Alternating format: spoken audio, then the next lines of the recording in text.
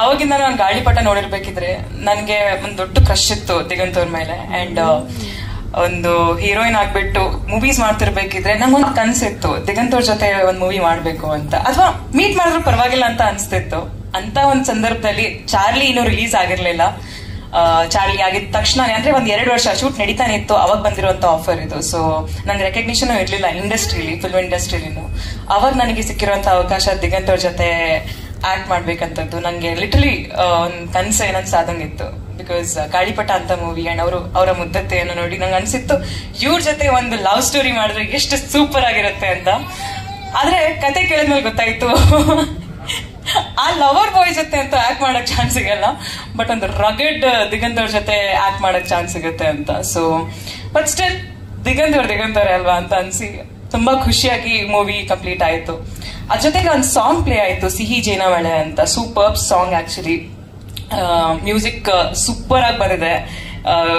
ಅಂದ್ರೆ ಲಿಟರಲಿ ಎಲ್ಲರೂ ಕೂಡ ಎಂಜಾಯ್ ಮಾಡಿದ್ದಾರೆ. ವೀರ್ ಸಮರ್ಥ್ ಅವ್ರು ತುಂಬಾ ಚೆನ್ನಾಗಿ ಮಾಡಿದ್ದಾರೆ. ಅಂಡ್ ಅನುರಾಧ ಅವ್ರು ಕೂಡ ತುಂಬಾ ಚೆನ್ನಾಗಿ ಹಾಡಿದ್ದಾರೆ ಹಾಡನ್ನ. ಅದಕ್ಕೆ ಕೂಡ ನಾನು ಡ್ಯಾನ್ಸ್ ಕೂಡ ಮಾಡಿದ್ದೀನಿ. ದಿಗಂತ್ ಅವ್ರು ಕೂಡ ಡ್ಯಾನ್ಸ್ ಮಾಡ್ತೀನಿ ಅಂತ ಹೇಳಿದ್ದಾರೆ.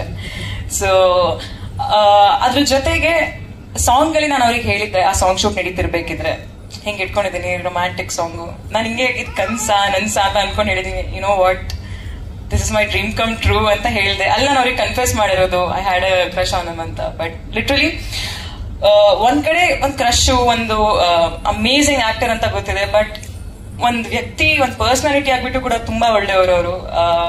ವರ್ಕ್ ಮಾಡ್ತಿರ್ಬೇಕಿದ್ರೆ ಅವ್ರು ಕೋ ಆರ್ಟಿಸ್ಟಿಗೆ ಕೊಡುವಂತ ಇಂಪಾರ್ಟೆನ್ಸ್ ಅಂಡ್ ಕಂಫರ್ಟ್ ಇದೆಯಲ್ವಾ, ತುಂಬಾ ಮುಖ್ಯ. ಗಿವ್ ಅಂಡ್ ಟೇಕ್ ಯಾವತ್ತೂ ಇರಬೇಕು ಆರ್ಟಿಸ್ಟ್ ಅಲ್ಲಿ ಅಂತ ಇರುತ್ತೆ. ಸೊ ನಾನು ಸುಮಾರಷ್ಟು ಕಲ್ತಿದ್ದೀನಿ ಅವ್ರ ಹತ್ರ. So yes, and please so ಅದ್ರ ಜೊತೆಗೆ ನಂಗೆ ಸ್ಟೋರಿ ತುಂಬಾ ಅಂದ್ರೆ ತುಂಬಾ ಇಷ್ಟ ಆಗಿತ್ತು.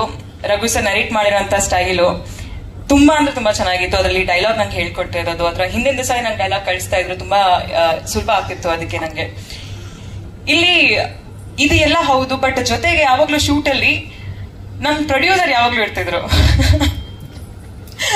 ಸೊ ರಘುವರ್ಧನ್ ಸರ್ ಇರ್ಬೇಕಿದ್ರೆ ಅವ್ರು ಬಂದ್ಬಿಟ್ಟು ಪಕ್ಕದಲ್ಲಿ ನಿಂತ್ಕೊಂಡು ಮಾತಾಡ್ಸೋರು ಅಂದ್ರೆ ಯಾವತ್ತೂ ಯಾರಿಗೂ ಗೊತ್ತಾಗ್ತಿರ್ಲಿಲ್ಲ ಇವ್ರು ಪ್ರೊಡ್ಯೂಸರ್ ಅಂತ. ಅಂದ್ರೆ ಅಷ್ಟು ಬೆರೀತಿದ್ರು ನಮ್ ಜೊತೆ, ಅಷ್ಟು ಚೆನ್ನಾಗಿ ಮಾತಾಡ್ತಿದ್ರು.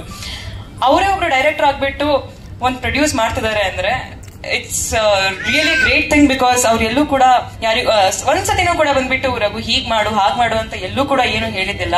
ಅಂಡ್ ಹಿ ಮೇಡ್ ಶೋರ್ ನಾವ್ ಏನೇ ಮಾಡ್ತಿದ್ರು ಒಂದ್ ಕಂಫರ್ಟ್ ಝೋನ್ ಎಲ್ಲರೂ ಸರಿಯಾಗಿ ಆಗ್ತಿದ್ಯಾ ಅಂತ ನೋಡ್ತಾ ಇರ್ತಿದ್ರು. ಅಂಡ್ ಅಫ್ಕೋರ್ಸ್ ನನ್ ಪೇಮೆಂಟ್ ಎಲ್ಲ ಕ್ಲಿಯರ್ ಆಗಿದೆ, ಅದೇ ಸುಮ್ನೆ ಹೋಗ್ತಾ ಇಲ್ಲ. ತುಂಬಾ ಒಳ್ಳೆಯವರು, ಅದಕ್ಕೆ ನಾನು ಹೇಳ್ತಾ ಇರೋದು. ತುಂಬಾ ಸಪೋರ್ಟಿವ್ ಆಗಿದ್ದಾರೆ ಇದುವರೆಗೂ ಕೂಡ, ತುಂಬಾ ಅಂದ್ರೆ ತುಂಬಾ ಸಪೋರ್ಟಿವ್ ಆಗಿದ್ದಾರೆ. ತುಂಬಾ ಒಳ್ಳೆ ಪ್ರೊಡ್ಯೂಸರ್. ನಿಮ್ಮಂತ ಪ್ರೊಡ್ಯೂಸರ್ ಇದ್ರೆ ಇನ್ನೂ ಸುಮಾರಷ್ಟು ಒಳ್ಳೆ ಮೂವೀಸ್ ಕನ್ನಡ ಇಂಡಸ್ಟ್ರಿ ಬರ್ತಾ ಇರುತ್ತೆ. ಇನ್ನೂ ಒಳ್ಳೆ ಮೂವೀಸ್ ಮಾಡಿ ಸರ್ ಅಂತ ಕೇಳ್ಪಡ್ತೀನಿ. ಅದ್ರ ಜೊತೆಗೆ ನನ್ ಜೊತೆ ಅಮೇಸಿಂಗ್, ಆಕ್ಚುಲಿ ಏನ್ ಗೊತ್ತಾ, ಒಂದು ಹೀರೋಯಿನ್ ಆದ್ರೆ ಬರೀ ಹೀರೋ ಜೊತೆ ಆಕ್ಟ್ ಮಾಡಕ್ಕೆ ಅವಕಾಶ ಸಿಗತ್ತೆ. ಬಟ್ ನನಗೆ ಸೂಪರ್ ಆಗಿರೋ ಕಲಾವಿದರ ಜೊತೆ ಆಕ್ಟ್ ಮಾಡುವಂತ ಚಾನ್ಸ್ ಸಿಕ್ತು. ಅದ್ರ ಸಂಪತ್ ಅವರು, ಯಶ್ ಶೆಟ್ಟಿ ಅವರು, ಕಾಕ್ರೋಚ್ ಸುದ್ದಿ ಅವರು. ನಂಗೆ ಲಿಟರಲಿ ಅಂದ್ರೆ ಓಕೆ ಆಕ್ಟರ್ ಜೊತೆ ಪರ್ಫಾರ್ಮೆನ್ಸ್ ಸಿಗತ್ತೆ, ಬಟ್ ಈ ಸೂಪರ್ ಆಕ್ಟರ್ಸ್ ಇರ್ತಾರಲ್ವಾ, ಯಾರ ಜೊತೆ ಪ್ರತಿ ಸತಿ ಒಂದ್ ಸೀನ್ ಮಾಡ್ತಿರ್ಬೇಕಿದ್ರೆ ಏನಾದ್ರೂ ಒಂದು ಕಲಿಯಕ್ ಸಿಗತ್ತೆ, ಅದು ತುಂಬಾ ರೇರು. ಅದ್ ನನಗೆ ಇವ್ರ ಜೊತೆ ಸಿಕ್ತು. Raghu sir, thank you so much ನಂಗೆ ಈ ಒಂದು ಅವಕಾಶ ಕೊಟ್ಟಿದ್ದಕ್ಕೆ, ಇಂಥ ಅಮೇಸಿಂಗ್ ಆಕ್ಟರ್ಸ್ ಜೊತೆ ನಾನು ಆಕ್ಟ್ ಮಾಡೋಕ್ಕೆ ಚಾನ್ಸ್ ಕೊಟ್ಟಿದ್ದಕ್ಕೆ thank you so much. And last but not least ನಮ್ಮ ಡಿಸ್ಟ್ರಿಬ್ಯೂಟರಿಗೆ ನಾನು ಥ್ಯಾಂಕ್ಸ್